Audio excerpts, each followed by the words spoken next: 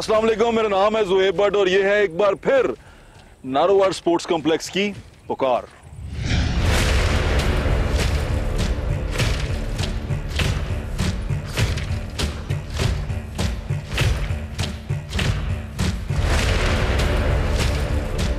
एक बार फिर Narowal sports complex के अंदर मौजूद हैं, लेकिन अब की बार नारोवाल स्पोर्ट्स कॉम्प्लेक्स को दिखाएंगे वफाकी वजीर के साथ। उससे पहले नारोवाल स्पोर्ट्स कॉम्प्लेक्स में जब हम पहले आए थे, क्या सूरत हाल थी, अंदर आना कितना मुश्किल था, क्या प्रॉब्लम थी, किस तरह वो लड़का हमें अंदर लेके आया, उसकी एक तमाम झलकियां आप देखें। और याद रखें कि ये तब का दौर है जब मौजूदा हुकूमत अपोजिशन में थी और अब की अपोजिशन, वैसे अपोजिशन में तो नहीं है अभी वो, लेकिन जो भी है वो खान साहब की हुकूमत थी और खान साहब उस वक्त प्राइम मिनिस्टर थे। उस वक्त क्या सूरत हाल थी देखें और उसके बाद आज क्या सूरत हाल है वो भी आपको दिखाते हैं। टॉयलेट का भी इस्तेमाल नहीं हुए सर, हुए नहीं, बिल्कुल फर्स्ट अटैम्प्ट भी नहीं हुए। ये दीमक है, दीमक खा गई है, दीमक खा गई।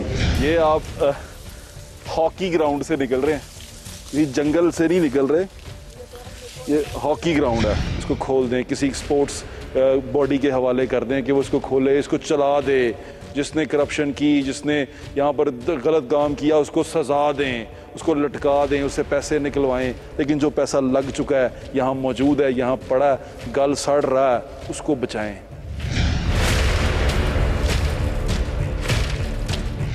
नारोवाल स्पोर्ट्स कॉम्प्लेक्स में मौजूद हूँ, हमारे साथ वफाकी वजीर एहसन इकबाल साहब प्लानिंग एंड डेवलपमेंट के हमारे साथ मौजूद हैं। अस्सलाम वालेकुम सर। जी वालेकुम, वेलकम टू नारोवाल। बहुत बहुत शुक्रिया सर। नारोवाल में पहले भी आया था जब आप हुकूमत में नहीं थे, तो मैं ये स्पोर्ट्स कॉम्प्लेक्स देख के गया था, मेरा दिल खून के आंसू हो रहा था। इसलिए नहीं कि ये कोई सियासी प्रोजेक्ट है या कुछ, मुझे ये लग रहा था कि ये नारोवाल शहर के लिए बड़ी कीमती चीज़ थी, बड़ी खूबसूरत चीज़ थी। आइडिया कैसे आया आपको ये? देखिए, जो तरबियती इदारे हैं ना, इनको हमेशा बड़े शहरों से थोड़ा दूर रखा जाता है। ठीक है। इसलिए कि वहाँ पे जो ट्रेनिंग लेने वाले खिलाड़ी हैं वो डिस्ट्रैक्ट ना हो। आप देखिए जितने कैडेट कॉलेजेस हैं मशहूर, हसन अब्दाल जो है वो किसी बड़े शहर में नहीं, PF कॉलेज सरगोदा है। लेकिन साहब इसमें तो इल्जाम आप पे ज्यादा ये लगा कि जो इल्जाम भी अभी आपके ऊपर कि आपने इसको बॉर्डर के बड़ा करीब बना दिया, इतनी बड़ी इन्वेस्टमेंट बॉर्डर के साथ। ये देखिए कि नैब का हाल देखें कि इन्होंने इंक्वायरी इस बुनियाद पे शुरू की कि बॉर्डर से 800 मीटर का फासला है। आपके पास ड्रोन होगा, बॉर्डर जाइए, कम से कम 14 किलोमीटर यहाँ से दूर है। और लाहौर की अब जो डिफेंस सोसाइटी के नए सेक्टर हैं वो शायद इससे ज्यादा बॉर्डर के करीब हैं। इसी तरह अगर आप इस पे देखिए किताबों में, तो इसकी कुल मालियत मंसूबे की 2.9 अरब रुपए, 6 अरब रुपया और 2.25 अरब रुपया अभी तक खर्च हुआ है। तो जिस मंसूबे पे 2.25 अरब रुपया खर्च हुआ है, वो 6 अरब उस पे कैसे खर्च हो गया? तो आप देखिए, अलिफ लैला की कहानियों के ऊपर यहाँ नैब रेफरेंस बनाता है, किरदार कुशी करता है, और इसके बाद जो है आपको जेलों में डालता है, चूंकि एक पॉलिटिकल एजेंडा है। लेकिन चलिए, मुझे मेरे जेल में जाना गवारा है, लेकिन ये मंसूबा जो पाकिस्तान के नौजवानों की, खिलाड़ियों की अमानत था, इसको उजाड़ना तो नाकाबिले माफी जुर्म है। जी इंशाल्लाह मेरा ये टारगेट है कि 6 महीनों के अंदर अंदर इसको हम दोबारा इंशाल्लाह मुकम्मल करें। अभी आपको यहाँ चलते हुए कैसा लग रहा है कि जो आपने पेवमेंट बनाई थी उस पे घास उगी हुई है? देखिए, ये तो आपको लग रहा है कि आप किसी जंगल में आ गए हैं। ये स्पोर्ट्स कॉम्प्लेक्स तो नहीं, आप ये देखिए ना, आपको मैं वीडियो दूंगा जो हमने 2018 अप्रैल में बनाई थी। अच्छा। इसी जगह की ड्रोन वीडियो, जब ये तमीर हुआ था, जब ये तकरीबन सेमी फिनिश था। आपको यकीन नहीं आएगा कि ये वही जगह है। अब देखें ना, जैसे क्या ऐसे लग रहा है कि तबाही मचा दी है। ऐसे आप भी इसी तरह करते हैं ऑपोजिशन के प्रोजेक्ट्स के साथ? तो नहीं कभी ऐसे किया? ये रिवायत क्या है, ये मुझे समझ नहीं देखिए ना, ये तो हमने अभी जो PSDP बनाई है उसमें जितने कोई मंसूबे ऐसे हैं जो पिछले दौर में शुरू किए गए थे, उनकी फंडिंग जारी रखी है, हमने किसी की खत्म नहीं की है। हाँ, चल रहे हैं प्रोजेक्ट्स तो चल रहे हैं, इवन पनाहगाहें भी चल रही हैं, जी, लंगर खाने भी चल रहे हैं, सब कुछ चल रहा है। वैसे आपको मैं बताऊं, लंगर खाने पता है कितने थे टोटल? कितने? वजह से 19 थे। 19 नहीं, पूरे मुल्क में, पूरे मुल्क में 19 थे, और वो हुकूमत की फाइनेंसिंग से नहीं चल रहे थे। एक NGO है सैलानी, जी बिल्कुल है, वो फंड कर रही थी और क्रेडिट हुकूमत ले रही थी, ऐसे कि जैसे पूरे मुल्क के अंदर खुल गए। इमरान साहब की फोटो थी उस पे यूं करके। जी। असल में ना खान साहब का सारा कारोबार है प्रोपेगेंडे के ज़िम्मे। वो सोशल, आप देखिए ना, कोई मुल्क के अंदर बहरान आता था, तर्जुमानों का इजलास बुला लो। वो समझते हैं कि हुक्मरानी सोशल मीडिया का नाम है, सोशल मीडिया के जरिए ढोल बजा लो तो हुक्मरानी हो जाती है। लोग हकीकत जान जाते हैं। आप एक हद तक लोगों को बेवकूफ़ बना सकते हैं, लेकिन फिर लोग हकीकत पहचान लेते हैं। ये बेवकूफ़ी वाली बात से मुझे याद आ रहा है, उन्होंने कहा कि बचत करें, आपने कह दिया आधी प्याली चाय पी लें, ये क्या नहीं, किया? और मैंने ये नहीं सोशल कहा। मीडिया पे तो वो तबाही मच गई। मैं ये भी कौम से अपील करूंगा कि हम चाय की एक एक प्याली, दो दो प्यालियां कम कर दें, क्योंकि जो चाय हम इंपोर्ट करते हैं वो भी हम उधार लेकर इंपोर्ट करते हैं। वो एक बात की क्लिप पकड़ के उन्होंने किया। मेरी जो गुफ्तगू अगर आप पूरी सुने, उसमें मैं ये कह रहा था कि ये एक बड़े अफसोस की बात है कि हम एक ज़रई मुल्क हैं और आज हमें हर किस्म की अजनास को दरामद करना पड़ रहा आप है। यकीन करेंगे कि मैंने छोटी बच्ची को दुकान पे 1.5 किलो आटा रेटे देखा है और एक खातून आधा किलो आटा लेके गई है। आधा किलो आटा आप समझ सकते हैं कितना होगा? 2018 में पाकिस्तान गंदम जो है बरामद कर रहा था, ठीक है, चीनी बरामद कर रहा था, कपास में हम खुद कफील थे।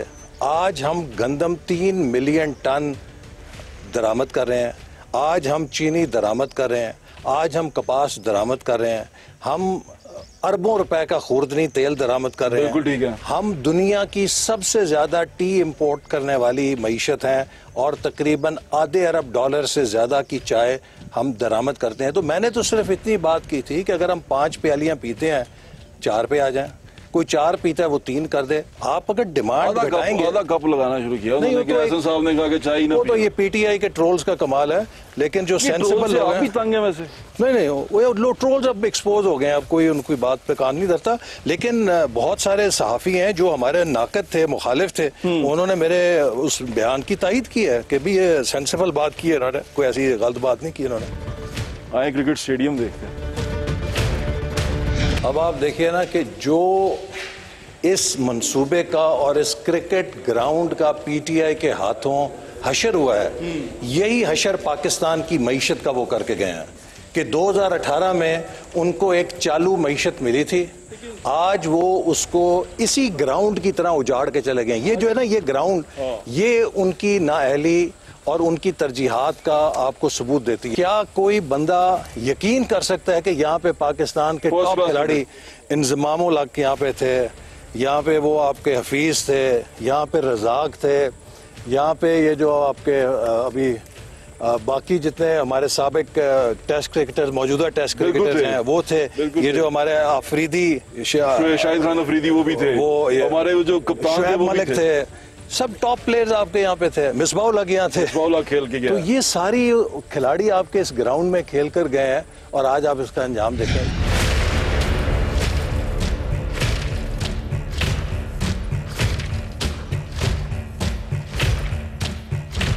यही हशर पाकिस्तान का ये 4 सालों में करके गए हैं। अच्छा, अब हम ये सारा गंद साफ करेंगे। इल्जाम ये है इसको दोबारा कि ठीक आपने उनकी ज्यादा से ज्यादा महंगाई कर दी है, लोग आपसे इस वजह से बड़े तंग हैं और मेरे ख्याल से आपकी सियासत को बड़ा नुकसान होगा। आप सड़क पे जाते हैं, लोग कहते नहीं आपको कि इतनी महंगाई कर दी है। देखिए, मैं लोगों को सबको पता है और आपने देखा है कि इसीलिए लोग बड़ी हद तक इसमें ताउन कर रहे हैं।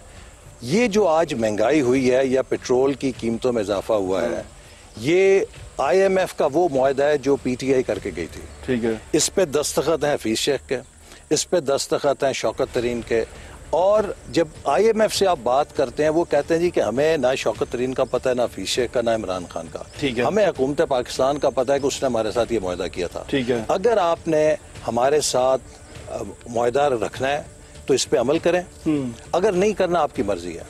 मईशत को ये वहां छोड़ गए हैं कि मैं आपको उसकी एक मिसाल देता हूं कि 2018 में जब मैंने प्लानिंग मिनिस्ट्री छोड़ी तो पाकिस्तान का डेवलपमेंट बजट 1000 अरब था। अब जब हम 4 साल बाद वापस आए हैं तो ये डेवलपमेंट बजट 900 अरब से शुरू हुआ और कट के 550 अरब रह गया।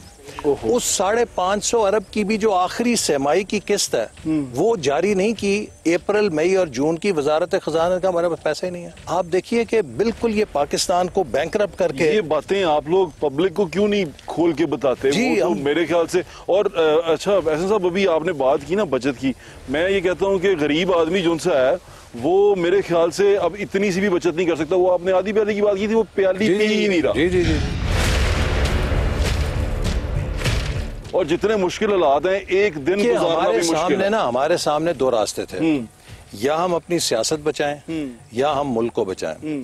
अगर हम सियासत बचाते तो उसका एक आसान रास्ता ये था कि एक या तो PTI को बैठा रहने देते इलेक्शनों तक, लेकिन अगर ये इलेक्शनों तक रहते तो खान साहब का जो प्लान था वो ये चाहते थे कि मैं अपनी मर्जी के जज लाऊं एहतसाब अदालतों में, ठीक है। लाखों रुपए के एवज उनको हैंड पिक करूं, सारी ऑपोजिशन को अंदर करके इलेक्शन से पहले अपनी मर्जी का आर्मी चीफ लाके धांधली करके 2018 का रिप्ले करूं।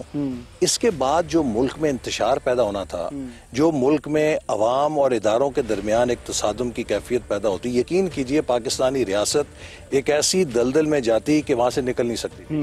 दूसरी बात यह कि उन्होंने कोई करेक्टिव मेजर नहीं लेना था क्योंकि उन्हें पता नहीं था। आज जो हमें शदीद मुआशी बहरान मिला है ये कई गुना और बढ़ चुका होता। तो एक वो रास्ता था कि आप अगर इंतजार करें तो मुल्क एक खाई में चला जाएगा, ठीक है। दूसरा एक ये भी रास्ता था कि इन्हें निकाल के हम फौरी तौर पे इलेक्शन करा लें, ठीक है। लेकिन अगर हम फौरी इलेक्शन में भी जाते हैं ना तो भट्ट साहब 3-4 महीने के लिए कोई मुल्क का वाली वारिस नहीं होना था, इंटरिम गवर्नमेंट कोई पॉलिसी साजी नहीं कर सकती, ठीक है। तो मुल्क उसका भी मुतअम्मल नहीं था।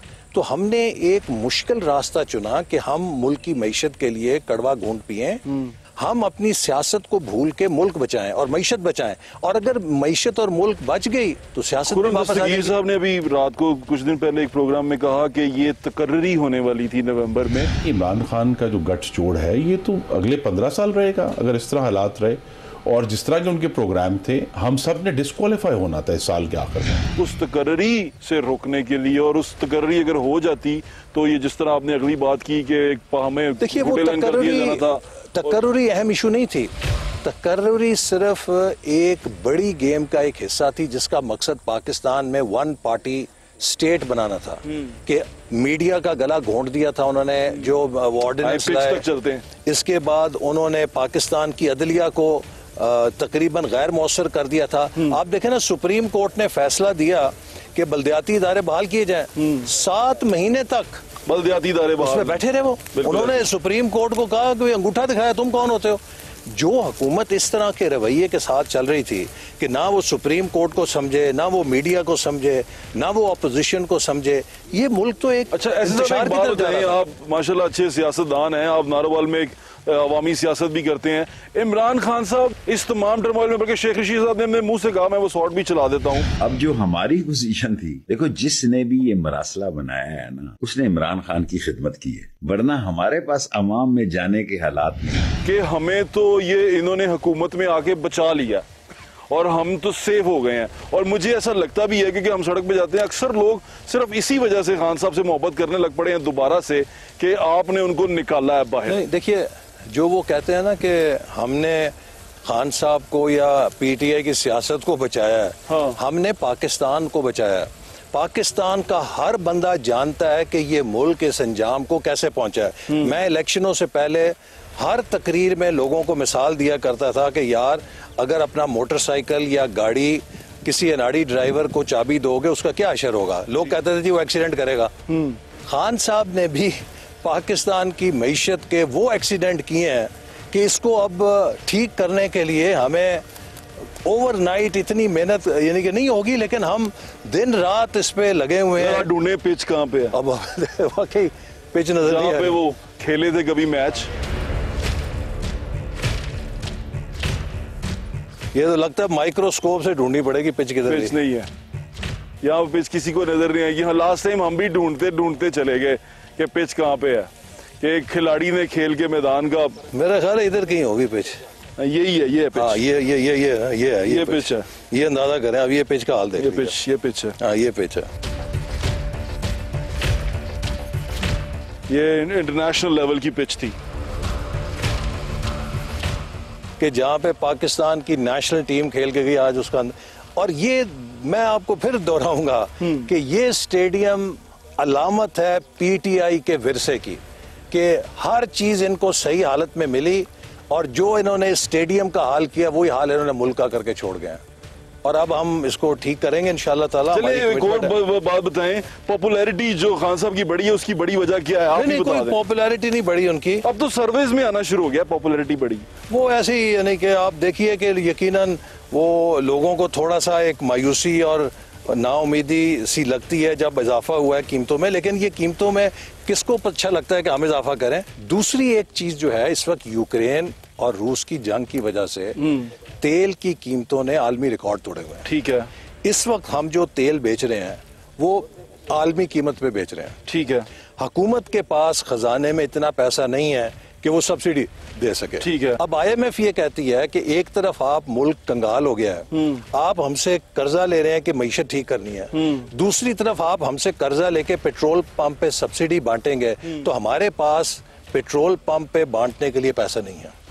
तो आप अपने पेट्रोल की कीमत पहले 0 सब्सिडी पे लाएं, फिर हम आपसे बात करें। आप वज़ीर प्लानिंग एंड डेवलपमेंट हैं, आप क्या देखते हैं, लोगों को कुछ उम्मीद तो दिलवाएं। जी, मैं इंशाल्लाह उम्मीद करता हूँ। देखिए, जिस वक्त जो ही हमारा IMF से एग्रीमेंट होगा, ये बेल आउट पैकेज का क्या सिलसिला है? उसके बाद IMF से एग्रीमेंट होने के बाद सबसे बड़ा उसका फायदा ये होगा कि इंटरनेशनल कॉन्फिडेंस जो है इन्वेस्टर का वो बहाल हो और जाएगा। फैटफ के बाद भी, और फैटफ से भी बड़ी मदद मिलेगी। पाकिस्तान में दोबारा सरमायाकारी आने शुरू होगी। ठीक है। और उसके नतीजे में आप आहिस्ता आहिस्ता देखेंगे अगले 6-8 महीने में मईशत के इशारे बेहतर होने शुरू हो जाएंगे। ठीक है। और साथ में हम उम्मीद करते हैं कि अगर तेल की भी कीमतें बैनुल अक़वामी मार्केट में कम होनी शुरू हो गई तो हम फौरन उसका जो बेनिफिट है अवाम को पास ऑन करें। ऐसा साहब, एक और बड़ी अहम चीज है, सेहत कार्ड का क्रेडिट बहुत ज्यादा लेते हैं। सेहत कार्ड वो कहते हैं बड़ी अहम चीज हमने कर दी। आप बतौर प्लानिंग एंड डेवलपमेंट के वजीर क्या समझते हैं, ये अच्छा कदम था? क्योंकि मेरे ख्याल से आपने भी उसको कंटिन्यू किया है। मैं आपको ये सेहत कार्ड या वो जो इनका था ना इंसाफ कार्ड, सेहत इंसाफ कार्ड या सेहत, एक कार्ड तो वो है जो बेसिक का है। ठीक है। इन्होंने जो एहसास प्रोग्राम सारा चलाया जी, ये वो बेनजीर इनकम सपोर्ट प्रोग्राम है। उसका सिर्फ नाम बदल के रीब्रांड कर दिया और अपनी मशहूरी शुरू कर दी, उसमें कोई नई जिद्दत नहीं थी। ठीक है। दूसरा जो इनका इंसाफ कार्ड इंट्रोड्यूस करवाई थी, वो देखे ना, वो तो एक कॉस्मेटिक चीजें हैं, लेकिन बुनियादी जो उसकी फीचर और सर्विस है ये बेस्ट की ही सर्विस थी ना, उसको रीब्रांड किया। ठीक है। अब जो इनका इंसाफ सेहत कार्ड है, ये चरबा था प्राइम मिनिस्टर हेल्थ इंश्योरेंस का जो नवाज शरीफ साहब लॉन्च कर गए थे। ये मेरे जिले में भी आके वो लॉन्च कर गए थे। ठीक है। लेकिन फर्क क्या था, हमारी जो सेहत इंश्योरेंस स्कीम थी वो टारगेटेड थी, यानी कि जो गरीब लोग हैं उनके लिए थी। ठीक है। इनके जो फैसले हैं जिनकी वजह से आज मुल्क इस हाल पे पहुंचा है, उसका आप इससे अंदाजा कीजिए कि कोई G7 है दुनिया की जो टॉप 7 मईशतें हैं, अमेरिका, जर्मनी, फ्रांस, यूरोप में कहीं चले जाएं, 100% हेल्थ इंश्योरेंस कोई मुल्क ऑफर नहीं करता। जब आप इस किस्म की सहूलत लाते हैं, आप उसे टारगेट करते हैं टुवर्ड्स पुअर। ठीक है। ठीक है ना। अब ये जो इनका सेहत कार्ड है, ये साइकिल वाले को भी वही सहूलत देता है जो BMW वाले को भी देता है। मर्सिडीज वाला भी इसको उसी तरह वेल कर सकता है जैसे एक पैदल आदमी कर सकता है। टारगेटेड नहीं है। दुनिया में इस तरह की लायबिलिटी तो कोई भी नहीं क्रिएट करता। ऐसा सब ये किया क्यों? बगैर सोचे समझे, एक सिर्फ अपनी बचपने में, या मैं कह लूं कि लावालिपन पे गैर जिम्मेदारी से। देखिए, इस तरह की लायबिलिटी कि आप अमीर को भी वही सहूलत दे रहे हैं कि जो एक गरीब तरीन इंसान को दे रहे हैं, ये दुनिया के कोई मुल्क अफोर्ड ही नहीं कर सकता। अरब मुमालिक ये अफोर्ड नहीं कर सकते जहां पे तेल के चश्मे उगलते हैं। बिल्कुल ठीक है। अब यही इनके फैसले हैं कि जिन्होंने पाकिस्तान को कंगाल कर दिया। अगर ये कार्ड आपने देना है तो इसके हकदार हैं गरीब तबके या लोअर मिडिल क्लास। तो जो लोग अफोर्ड कर सकते हैं दे मस्ट पे। मुझे एक प्राइवेट हॉस्पिटल वाले ने कहा कि जी ये कार्ड लेके हमारे पास जितनी बड़ी बड़ी गाड़ियों वाले हैं वो आके, कोई जिसका कुछ स्टंट डालना था, जिसका कोई और करना था, वो आके अपने प्रोसीजर्स करा रहे हैं, मौज लगी हुई है उनकी। अच्छा, जो अफोर्ड कर सकते हैं। भाई ये काम तो गरीबों के लिए था कि उनको दें। अब आपने एक इतनी बड़ी लायबिलिटी क्रिएट कर दी है कि आने वाले सालों में जो हुकूमतें हैं जब इसके बिल उतारेंगी तो वो मईशत आप कंगाल नहीं होगी तो क्या होगी। तो ये एक देखें ना, टिपिकल एक ऐसा अमल है कि जो आप दुनिया के किसी मुल्क से जस्टिफाई नहीं कर सकते।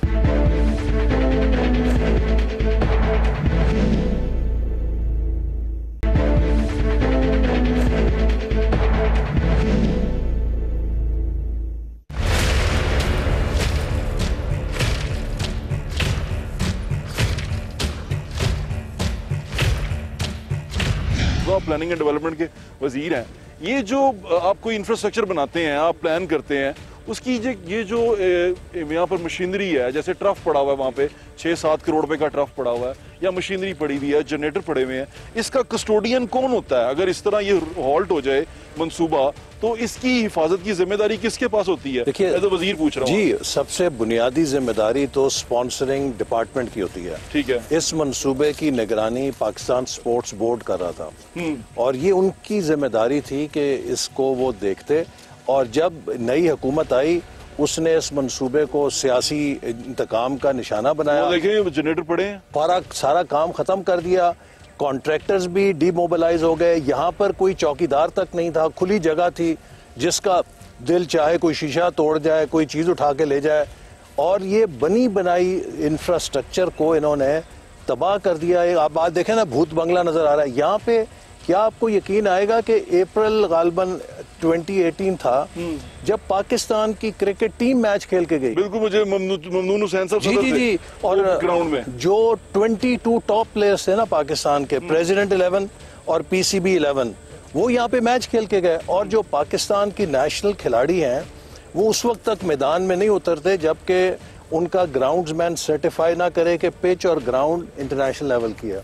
अब इंटरनेशनल लेवल का नाज़रीन आपको हाल दिखाते हैं, आगे जाके आप जरूर देखिएगा अब उधर क्या हाल हुआ है। अगर की ये जिम्मेदारी थी कि इंफ्रास्ट्रक्चर को संभाले, चीजों को संभाले, तो वो संभाला तो गया नहीं। अब उसको कोई पूछेगा कि जी जी बिल्कुल, हमने इसके लिए इंक्वायरी शुरू की है कि भी कौन जिम्मेदार है, और पाकिस्तान स्पोर्ट्स बोर्ड उनको कहा है कि इसका हिसाब करके हमें दें कि ये क्यों इस पे काम नहीं किया गया।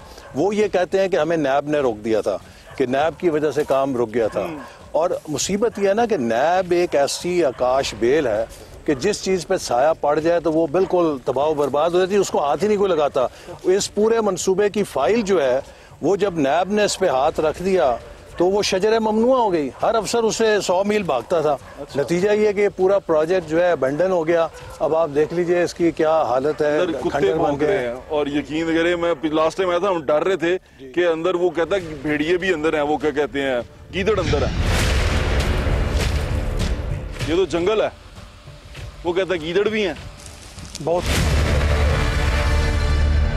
हाँ जी, गीदड़ भी हैं जी जी यहाँ पर, क्योंकि बाहर सारा खुला एरिया। अच्छा ऐसे सब, अगर अब आपने इनके ऊपर कानूनी चाराजोई करने का सोचा है कि आप ये जो स्पोर्ट्स बोर्ड है इससे पूछेंगे कि ये ट्रैक्टर, यहाँ पर वो बड़ी मशीनरी खड़ी हुई थी, जी जी जी, बड़े ट्रक खड़े हुए थे, वो रोलर खड़ा हुआ था, वो सारा का सारा मेरे ख्याल से इन्होंने बटा लिया कि क्या किया इन्होंने उसका? जी, इसका वो जवाब देंगे, हमने इन्हें पूछा हुआ है। और दूसरी बात यह है कि आपने जैसे देखा होगा कि करोड़ों रुपए की एस्ट्रो टर्फ आई थी, वो पड़ी है वहाँ पर, जिसकी 6 महीने की वारंटी थी सप्लायर की।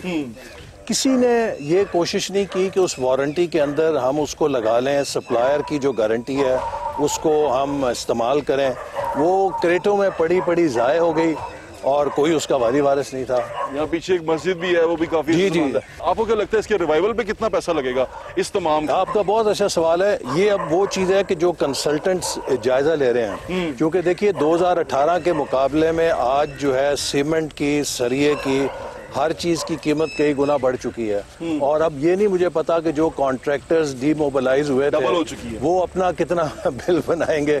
अच्छा, फिर इसी तरह कितना सामान का नुकसान हो गया हुआ है। तो ये मेरा ख्याल है अब करोड़ों रुपए में इजाफी लागत आएगी, और ये इसका कौन जिम्मेदार है? जो टैक्स पेयर्स का पैसा ज़ाया हुआ है, एक फैसिलिटी ज़ाया हुई। ये मैं अब आज आपसे पूछ रहा हूँ साहब, ये आज ने सवाल नहीं करना मुझे, ये मैंने ये रेफरेंस जो है नैब के अंदर उस वक्त किया था जब मैं ऑपोजिशन में था, कि जब भी हुकूमत बदलेगी ये मंसूबा मुकम्मल होगा, इसकी जो भी इजाफी लागत होगी वो हम इमरान खान से और चेयरमैन नैब से रिकवर कराएंगे। बिल्कुल करना बनता है अब आपका।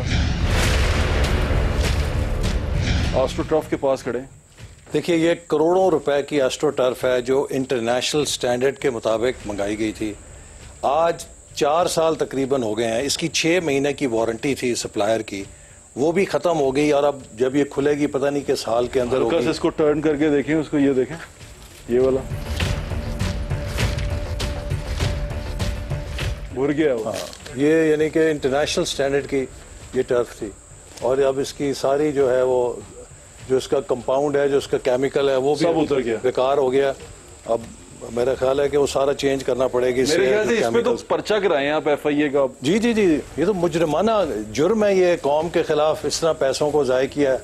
ये टैक्स पेयर्स का पैसा है ना, मेरा तो नहीं था भाई। मेरे से दुश्मनी थी तो पाकिस्तान के नौजवान खिलाड़ियों से क्या दुश्मनी थी आपको? ये मुल्क का एहसास है, ये कोई मैं जेब में डाल के तो घर नहीं ले गया था ना, ये तो मुल्क के लिए चीजें थी सारी। जुल्म है कि इतनी कीमती चीज यहाँ पड़ी और ये ज़ाया हो गई, अब ये डेड है। मैं आपको बताऊं भट्ट साहब, टिपिकल ये टेस्ट केस है कि जो हशर इन्होंने इस मंसूबे का किया है, यही हशर इन्होंने मुल्क का किया। और इनकी मिसाल ऐसे है कि जैसे कोई अनाड़ी ड्राइवर बस का एक्सीडेंट करता है, एक्सीडेंट करके छलांग मार के तमाशाइयों में खड़ा हो जाए, कह जी एक्सीडेंट किसने किया। लास्ट टाइम जब हम ऐसे सब आए थे ना, तो एक बच्चा था इस्माइल, उसने ये खोला था डरे बगैर कि हमें उसको कुछ हो सकता था, उसकी नौकरी जा सकती। उसे दर्द होगा ना, उसने दिखाया, उसने मुझे बताया कि मैं रोता हूँ इसको देख के कि यार ये पैसा कौम का जाया हो रहा है, तनख्वाह नहीं दे रहे, क्यों? ठेकेदार बोलते काम शुरू हो जाए फिर देंगे। बगैर पैसों के कैसे रोक नहीं, वो खर्चा देता है, खर्चा देता है, लेकिन तनख्वाह नहीं है। अभी 4.5 लाख बन गए। 4.5 लाख रुपए बन गया तुम्हारा तनख्वाह का 4 साल से? नहीं 4 साल से, 4 साल तो है, लेकिन इस तरह ज्यादा बनता तो उसने कभी 1 लाख दिया, कभी 50,000। अगर उसने नहीं देना था तो फिर तो 10 लाख से भी ऊपर जाना था। ओए होए होए, तो बड़ा नुकसान हो गया। लोग खेलने आते थे यहाँ पे क्रिकेट पहले आते थे, अब तो इतना घास है, इतना कई शुक्र कर हमने काट लिया। ऊपर PSB वाला आए थे 2-3 बंदे, उसने बोला काटो। हाँ, तो तुमने काट दिया? काट दी। और ना घास ऊंची ऊंची थी कई, वो अभी भी देखो वो इतने है। तुम्हें दुख नहीं होता ये देख के? मुझे दुख तो होता है, लेकिन क्या करें, हुकूमत ही ऐसे आई है। तो ये उसका बड़ा भाई है और ये क्या कह रहा है, क्या तो अभी भी तनख्वाह नहीं आई? सर अभी तक तनख्वाह का कोई मसला हल नहीं हुआ, उनको बताया भी था सर, लेकिन कोई अमल दरामद नहीं। क्या कहते हैं ये? तो आप कॉन्ट्रैक्टर के साथ हैं या स्पोर्ट्स बोर्ड के साथ हैं? सर मैं कॉन्ट्रैक्टर के। हाँ, मैं बात करूंगा उनसे कि कॉन्ट्रैक्टर्स को पैसे दें ताकि आप लोगों की तनख्वाह। कितने अरसे की तनख्वाह है? सर वो 4 मंथ्स की, लेकिन घर के कुछ मसले मसाइल भी है, माली हालात थोड़ा सा ठीक है। टाइट है इसे। नहीं, मैं बात करूंगा उनसे। अरे अल्लाह खैर करेगा, परेशान नहीं होना आपने। ये तो आपकी ये वाली काम तो आपका हक है यार, आपको मिलना चाहिए। बहुत बहुत शुक्रिया। करेंगे बात। ओके जी भाई, ये स्पोर्ट्स कॉम्प्लेक्स है आसिम भाई? जी, ये जो है ना सामने व्हाट्सएप, ये डॉर्मेट्रीज और खिलाड़ियों के रहायशी ब्लॉक है। जैसे मैंने कहा ना कि ये एक रेजिडेंशियल ट्रेनिंग फैसिलिटी थी, जहां खिलाड़ियों की रहाइश का भी इंतजाम था और इंटरनेशनल स्टैंडर्ड की 14 खेलों की सहूलत भी मौजूद थी। तो it was one of its kind facility in Pakistan. इसमें पाकिस्तान के अंदर पहली एक जदीद तरबियती और खेलों का कॉम्प्लेक्स ये वजूद में आया था।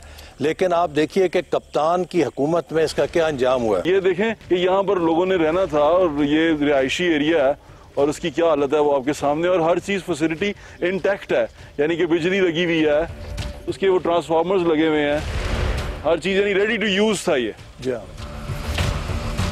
बर्बादी मचा दी। ये हॉकी की ग्राउंड थी जी, हॉकी की इसकी देख लें, यहाँ पे टर्फ लगनी थी सारी, और ये बिल्कुल तैयार थी टर्फ लगने के लिए। जब हमने छोड़ी है ना हुकूमत, तो ये लेवल करके उन्होंने तैयार की हुई थी, बस मेरा ख्याल है 2 महीने के अंदर अंदर इस पे टर्फ लग जानी थी। वो 2 महीने का सफर जो है अब 4 साल का सफर बन गया है और वो टर्फ भी तबाह हो गई। अच्छा सर, मैं लास्ट टाइम आया था ना, यहाँ पर जिम्नेजियम है बड़ा खूबसूरत जी, उसके अंदर वहाँ पर AC वेसी जितने यूनिट थे वो कुछ तो उतर गए हुए थे, कुछ खराब हो गए हुए थे। देखिए, इसके लिए तो मैंने आते साथ मिनिस्ट्री को बुलाया, चूंकि हमारी ये मिनिस्ट्री का मैंडेट है कि जो मुल्क के जो डेवलपमेंट प्रोजेक्ट्स जिन पर वफाकी हुकूमत सरमाया लगाती है या फंड देती है, हम उसकी मॉनिटरिंग और इवैल्यूएशन कर सकते हैं। ठीक है। तो हमने ये अपने मॉनिटरिंग एंड इवैल्यूएशन विंग को कहा है कि इस प्रोजेक्ट का जायजा लेके इसको इमीडिएटली अब मुकम्मल करने के लिए वो एक रोड मैप तजवीज़ करें। जो ही उनकी ये एस्टीमेट मुकम्मल होगा, वो फिर इसका जो ओरिजिनल PC1 है वो रिवाइज करेंगे। बिल्कुल ठीक है। और जो इजाफी लागत आएगी, मैं तो कन्विंस्ड हूँ कि हमें वो इजाफी लागत का बिल जो है वो इमरान खान और चेयरमैन नैब को भेजना चाहिए। बिल्कुल भेजना चाहिए। अब इसके अलावा भी स्पोर्ट्स कॉम्प्लेक्सेस हैं पूरे पंजाब में फैले हुए, जो मैंने देखे हैं। लाहौर शहर में 9 के करीब हैं और वो भी इसी हालत में है, सेम पोजीशन में है। उनके बारे में क्या सोचा आपने? देखिए, वो तो पंजाब हुकूमत यकीनन अब उन्हें ठीक करेगी, लेकिन हमने जो स्पोर्ट्स की कमिटमेंट के लिए अब इस बजट के अंदर एक और बड़ा मंसूबा शुरू किया है कि पूरे मुल्क के अंदर 250 मिनी स्पोर्ट्स कॉम्प्लेक्सेस हम प्रोविंशियल गवर्नमेंट्स के साथ मिलकर बनाएंगे। ठीक है। ताकि पाकिस्तान में जो नौजवान हैं उनको आप तो खेलों उसका की क्या तरफ होगा जो माइल पिछले दें, पड़े हुए हैं, उनको भी ये फंक्शनल करेगी। देखिए ना, पिछले 4 सालों में तो पंजाब के साथ बदतरीन जो बदला लिया गया है वो उस्मान बुज़दार सरकार मुसल्लत करके लिया गया है कि जितना इंफ्रास्ट्रक्चर जो बना था शहबाज शरीफ साहब के ज़माने में, वो सब तहस नहस हो गया। कोई मेंटेनेंस नहीं हुई, सड़कों की नहीं हुई।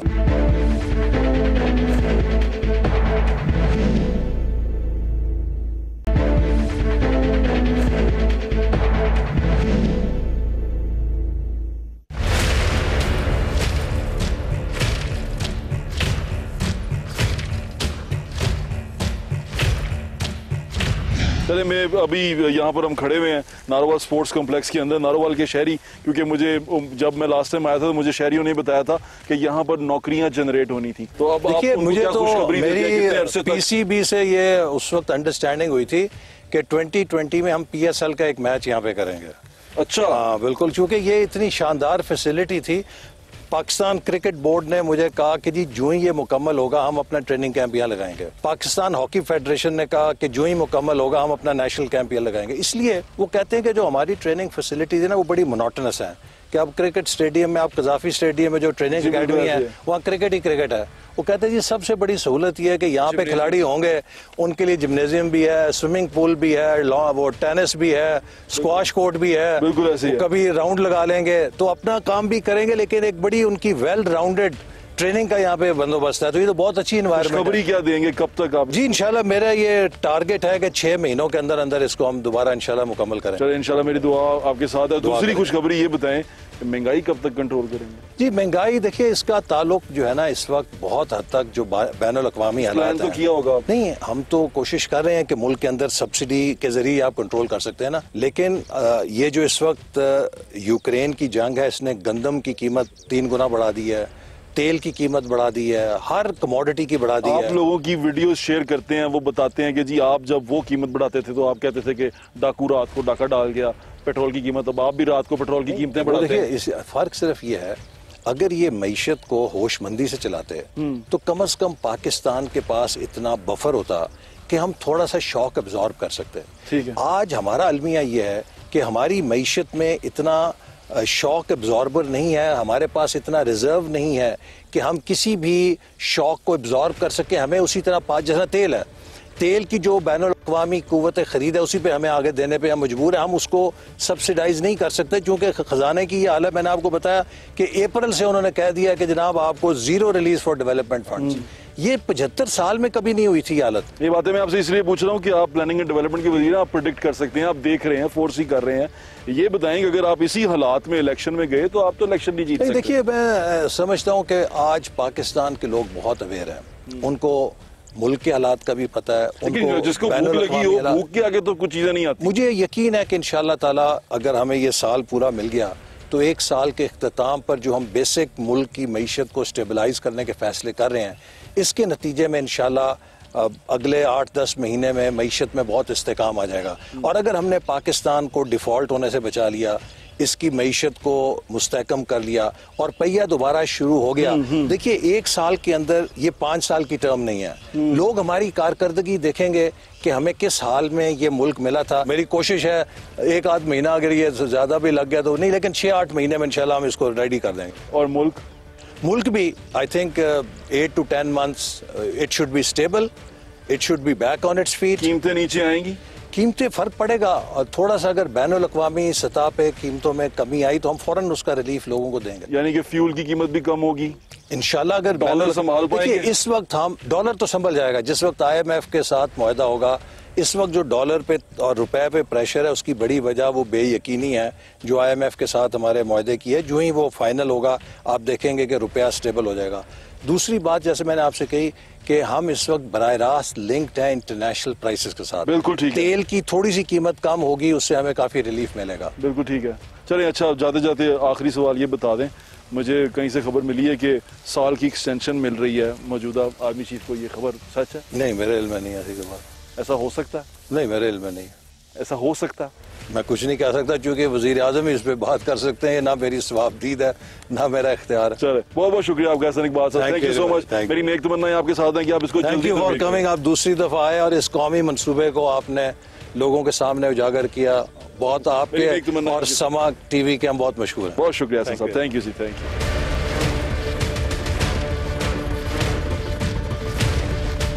स्पोर्ट्स कॉम्प्लेक्स है ये, कौम का पैसा है ये, कौम की अमानत है ये, कौम को मिलना चाहिए ये, बस यही एक दरखास्त है आपसे। एहसन इकबाल साहब की आपने तमाम बातें सुन ली। एहसन इकबाल साहब के बारे में आप ये बात कह सकते हैं कि चले उनका कोई सियासी इंटरेस्ट होगा, वो सियासी नजरिए से देख रहे होंगे, लेकिन एक चीज इसमें बड़ी क्लियर है, जो वाज़ेह है, जो हर आंख रखने वाले को सोचनी चाहिए, वो ये है कि ये पाकिस्तान का पैसा है, पाकिस्तान की कौम का पैसा है, पाकिस्तान का असासा है। ये खंडर क्यों बन गया? सवाल बुनियादी ये है, ये पैसा जाया क्यों हो गया? एक बंदे ने करप्शन की, आप उसके खिलाफ सबूत लाएं, उसको अदालत में लेके जाएं, सजा दें, अंदर करें, बंद कर दें, फांसी दे दें, लेकिन ये कौम का पैसा बर्बाद हो गया, अब इसका सवाल कौन उठाएगा? ये बड़ा अहम सवाल है। अब देखना ये है कि ये जो मौजूदा हुकूमत है ये क्या करती है, ये कौम के साथ जो जुल्म हुआ है इसका अजाला कौन करेगा, इसका हिसाब कौन देगा? यहां पर मैं पूछ सकता हूं किसके बाप का पैसा था?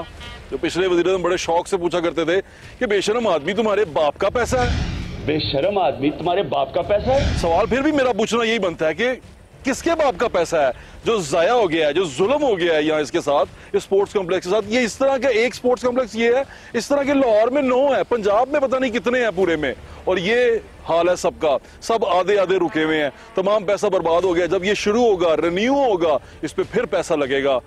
क्यों जुल्म करते हैं हमारे साथ? गरीब कौम है, पैसे उधार मांगते हैं, अपना खर्चा चलाते हैं, उसके बाद इस तरह के अल्ले तल्ले करेंगे, जुल्म है। अपना ख्याल रखें, मुझे इजाजत दें, इंशाल्लाह फिर मुलाकात होगी, और ये सवाल पूछते रहिएगा कि किसके बाप का पैसा है ये। पाकिस्तान जिंदाबाद।